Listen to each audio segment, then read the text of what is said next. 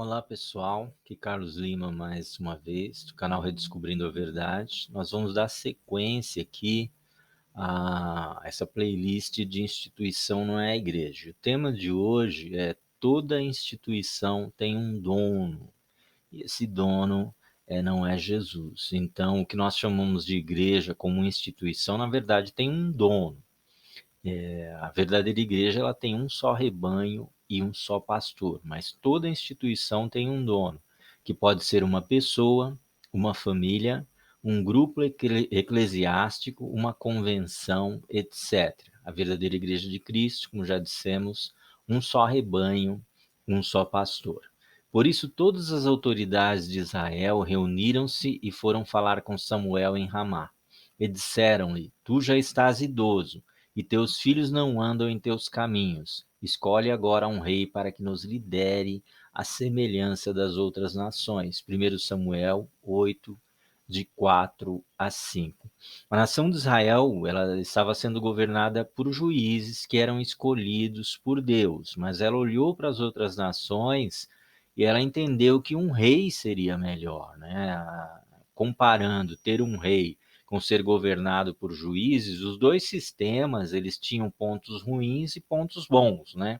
A única diferença é que nos juízes seria como se eles estivessem governados por Deus, porque Deus tinha o controle sobre os juízes e ele podia substituí-los. No caso de um rei, além da nação poder ter que lidar com pesados impostos, havia a questão da monarquia ser hereditária, né? O rei ele seria substituído por um filho, por um parente, por alguém próximo da família, e o povo então deixaria de ter a liderança direta de Deus. Então Samuel, aliás, ficou indignado com essa atitude do povo de Israel, né? Mas o Senhor disse para Samuel: não foi a você que eles rejeitaram, foi a mim que eles rejeitaram. Ou seja, Deus entendeu, quando eles escolheram a monarquia, que eles estavam rejeitando a liderança de Deus, porque o rei ele ocupava no coração das pessoas praticamente um lugar de Deus, né? Nos dias de hoje, vemos muitas igrejas com um sistema de liderança monárquico. Lembrando que nesse sistema, a liderança de Deus é substituída pela liderança de um homem. Por mais bem intencionado que pareça ser, ainda é um homem, e a posição de rei trará problemas para ele, né, para esse rei e para toda a comunidade que está abaixo dele. Um rei ocupa no coração das pessoas a posição de um deus. Na Roma antiga, milhares de cristãos foram mortos das formas mais cruéis e inimagináveis porque se recusaram a adorar o imperador romano, a tratar o imperador romano como se ele fosse um deus. Hoje nós vemos cristãos fazendo isso, né, sem nenhum constrangimento. O monarca pode ter o título de pastor, de bispo, de apóstolo, de missionário ou qualquer outro título que transmita a ideia de grandeza, poder ou nobreza, né? Lembrando que, como nós já lemos o texto de Mateus ali no capítulo 20, Jesus fala sobre como funciona o governo do mundo, exercendo poder, exercendo domínio, e ele olha para os seus discípulos e diz: não será assim entre vós, não será assim entre vocês. É claro que você deve respeitar e honrar as suas lideranças instituídas por Deus. Se você prestou atenção no que foi dito até agora, vai entender que estamos falando de algo que começa a ir muito além de honrar e respeitar, né? As pessoas elas ultrapassam esses limites e entram em um processo de adoração. Eu conheço muitas igrejas que, se você chegar para uma pessoa daquela igreja falar mal de Jesus, falar mal do evangelho, ele até releva, mas se você falar mal da igreja dele ou do líder dele, aí você vai arrumar briga com toda certeza, né? Eles passam a impressão que eles respeitam mais o líder e a igreja do que o próprio Deus, do que o próprio Jesus Cristo. Então, o reino de Deus é um reino de servos, e não é um reino de líderes dominadores, prepotentes, arrogantes, oportunistas e orgulhosos. Então, não devemos adorar homens como se fossem o próprio Deus. Às vezes reclamamos dos católicos por eles adorarem imagens, mas nós adoramos homens, instituições, ministérios, e alguns conseguem a proeza de transformar até a Bíblia em um ídolo. A Bíblia é a palavra de Deus, contém a palavra de Deus, mas não é Deus. É um livro é que foi escrito por homens inspirados por Deus, o conteúdo ali nós cremos dessa forma, né? E é utilizado pelo Espírito Santo para nos ensinar, para nos guiar e para nos conduzir. Portanto, ninguém se glorie nos homens, porque tudo é vosso, seja Paulo, seja Apolo, seja Cefas, que é Pedro, seja o mundo, seja a vida, seja a morte, seja o presente, seja o futuro, tudo é vosso, e vós de Cristo, e Cristo de Deus. 1 Coríntios 3, 21 a 23. Paulo escreve esse texto como uma admoestação, uma repreensão para a igreja de Corinto, porque a igreja está dividida entre dois líderes, né? Paulo tinha plantado a igreja, agora havia um outro líder chamado Apolo, que estava trazendo ensinamentos para a igreja e criou dois grupos. Um grupo dizia que era de Paulo, outro grupo dizia que era de Apolo, e havia disputas internas, criando confusões, desavenças, dissensões na igreja, e Paulo escreve repreendendo eles, que eles não devem se gloriar nos homens, né? Seja até mesmo Paulo, Apolo e Pedro pertenciam a Deus.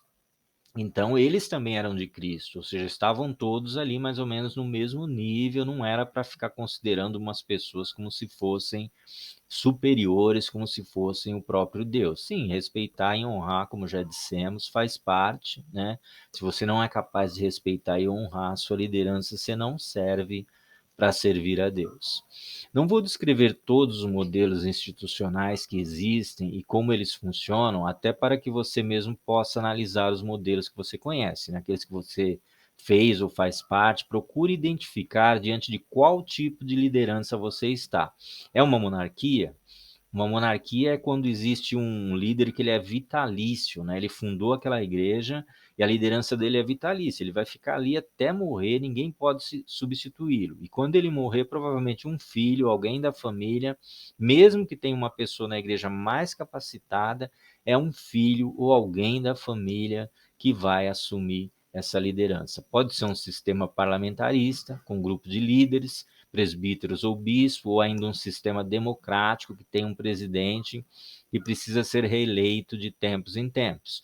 Pode ser também um sistema convencional democrático, né, onde as igrejas são lideradas por uma convenção que elege um presidente, ou pode ainda, muito parecido com uma monarquia, ser uma empresa familiar, né, onde a igreja é, na verdade, a empresa da família.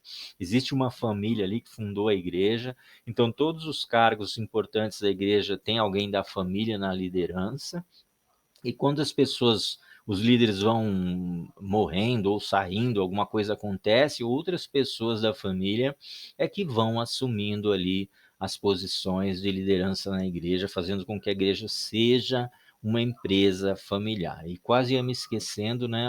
Tem um outro tipo muito comum também, que é a igreja clube, né? Onde as famílias mais importantes, normalmente como grandes dizimistas que são, elas desfrutam de privilégios e são intocáveis, independente do que façam. Como acontecia na igreja de Corinto, quando Paulo reclama da Santa Ceia, que tinha o grupo dos ricos e os pobres acabavam ficando prejudicados. Nesses lugares, as festas, os grandes eventos, a Santa Ceia e os cultos mais importantes, eles vão deixar bem claro quais são os grupos dominantes, os grupos poderosos, e que exercem o principado dentro da igreja. Vou repetir o que eu já disse anteriormente. Toda instituição, como instituição, a igreja como instituição, toda instituição tem um dono.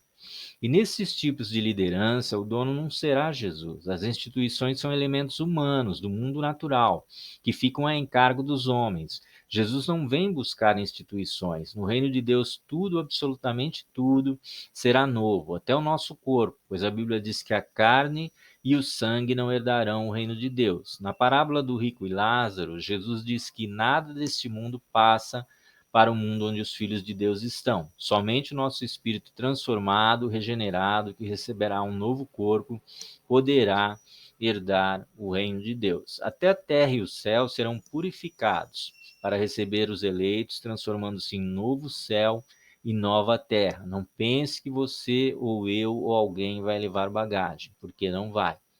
Em verdade, eis que criarei novos céus e uma nova terra, e todos os eventos passados não serão mais lembrados, jamais virão à mente. Isaías 65, 17. Quais eram as instituições religiosas no tempo de Jesus, né? A primeira e maior instituição que existia nos tempos de Jesus era o sacerdócio levítico. Havia um critério imprescindível, né, para participar desse seleto grupo. A pessoa deveria ter nascido na tribo de Levi. Levi foi o filho de Jacó, escolhido para herdar o sacerdócio junto com toda a sua descendência. Jesus era da tribo de Judá, portanto descartada toda e qualquer possibilidade de que ele participasse do sacerdócio levítico, até porque no plano de salvação ele era o cordeiro a ser sacrificado. Ele não poderia ser o cordeiro e o sacerdote que oferecia o sacrifício ao mesmo tempo. Tomai os levitas em lugar de todos os primogênitos dos filhos de Israel, e os animais dos levitas em lugar dos seus animais, e os levitas serão meus. Eu sou o Senhor. Números 3:45. Deus dá essa ordem para Moisés, porque antes todo primogênito é que era dedicado ao Senhor, o filho mais velho de cada família era dedicado ao Senhor, mas quando eles iam entrar na terra prometida, ia ficar complicado estabelecer um sacerdócio pegando os filhos mais velhos de todas as tribos. Então Deus escolhe uma única tribo e transforma essa tribo numa tribo sacerdotal. Todos os que nascerem daquela tribo seriam sacerdotes, estariam dedicados ao serviço do Senhor, ao serviço do santuário.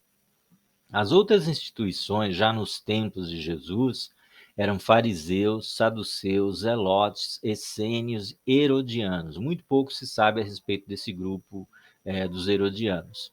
Jesus também teve alguns embates com os doutores da lei, que ao que parece era um grupo de levitas encarregado do estudo e do ensino dos princípios da lei de Moisés ao povo de Israel. Talvez até existisse algum outro grupo, mas estes são os mais conhecidos, sendo que alguns são claramente mencionados na Bíblia. Ao ler os evangelhos, é muito fácil perceber que não só o modo de vida, mas também os ensinamentos e a autoridade que ele tinha junto ao povo, colocavam Jesus em rota de colisão com todos os grupos religiosos da sua época. Muitas coisas em Jesus eram inconvenientes para o sistema religioso judaico.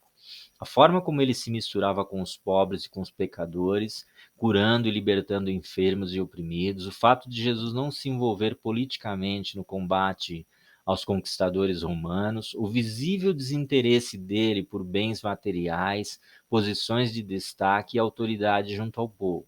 Jesus recusou-se a ser proclamado rei e não buscou lugar entre os grupos que tinham prestígio entre os romanos. Ele afirmava categoricamente que o seu reino não era desse mundo. Ou seja, se houvesse alguma coisa que poderia trazer prestígio, riquezas, aceitação e valorização política ou religiosa por parte dos homens da sua época, Jesus certamente não tinha nenhum interesse nisso. Então fica cada vez mais claro que uma igreja estabelecida com base nos ensinamentos de Jesus, ela não teria nenhum interesse em priorizar qualquer tipo de sistema em detrimento das pessoas. Jesus focava todos os seus esforços e toda a sua energia em gente e batia de frente com todos aqueles que estavam dominados pelos sistemas políticos ou religiosos existentes na sua época.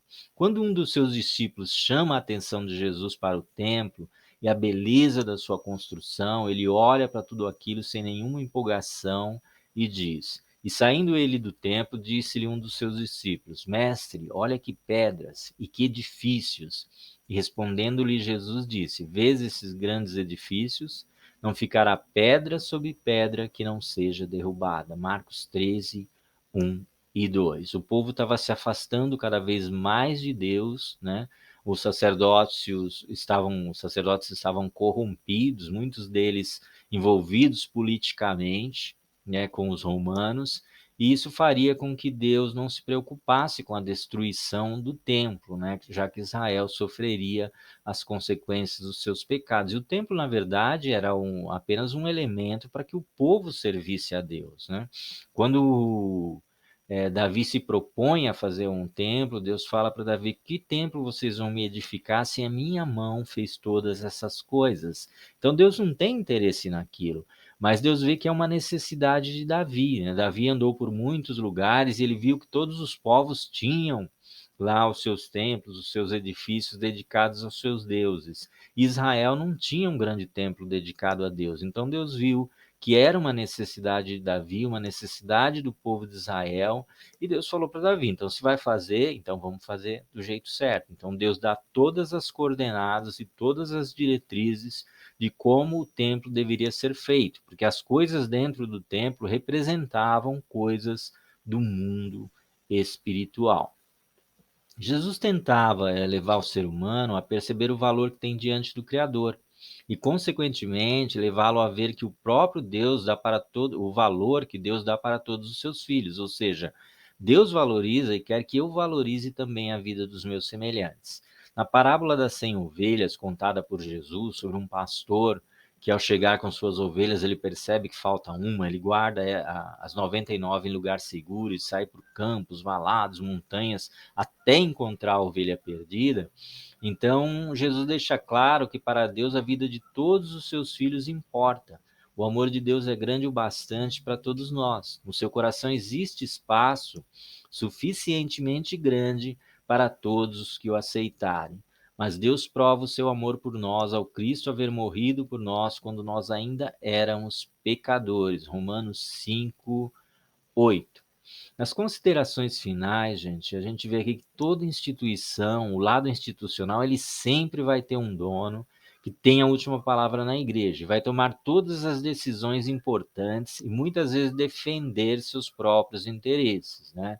Se você der azar de cair numa igreja que tem muito envolvimento político, muita preocupação com coisas e bens materiais, muita gente arrogante, orgulhosa, buscando posições de destaque, você vai ver muitas vezes a pessoa usando aquele sistema para defender interesses pessoais. É claro que existem boas igrejas com uma liderança equilibrada que busca andar de acordo com a palavra de Deus.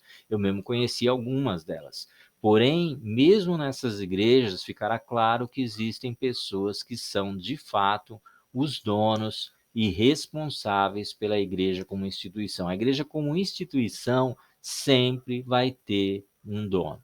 Dos tipos e modelos de instituições religiosas que têm surgido atualmente, algumas são assustadoramente parecidas com empresas e priorizam nitidamente o dinheiro, dando uma valorização totalmente diferente do que a Bíblia diz para as questões financeiras.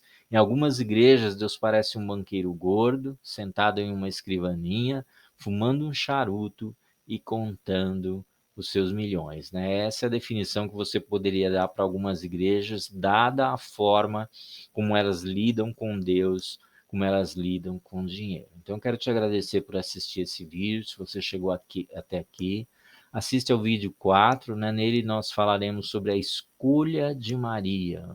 Vamos falar sobre a história de Marta e Maria. E o que Marta e Maria têm a ver com o sistema institucional dos nossos dias dentro das igrejas. Nós vamos ver que tem alguns elementos, sim, que podem ser comparados e analisados a partir dos sistemas institucionais que nós temos hoje.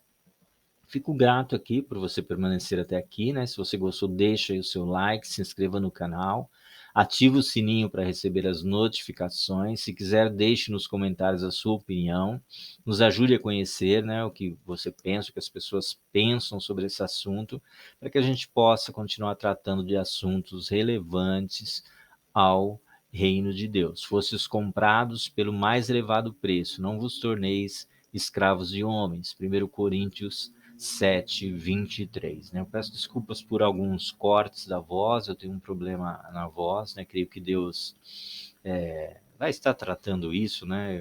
É um problema que eu tenho tentado resolver há bastante tempo, mas graças a Deus está melhorando, eu tenho conseguido gravar os vídeos com algumas limitações, mas tenho conseguido gravar e creio que isso vai melhorar com o tempo, né? Então, eu quero que o Senhor continue abençoando a jornada de vocês, que vocês continuem firmes, buscando conhecimento, buscando entender melhor os conceitos e os princípios da palavra de Deus, né? O grande desafio é reconhecer a voz do bom pastor em meio a tantas vozes dissonantes e discordantes que existem por aí. Jesus disse que as suas ovelhas conheceriam, reconheceriam a sua voz, né? Eu sou o bom pastor. E o bom pastor dá vida pelas ovelhas, né? E nós precisamos reconhecer a voz do bom pastor em meio a todas essas vozes que ecoam por aí, Então vou ficando por aqui. Um abraço, Deus abençoe vocês e até o próximo vídeo.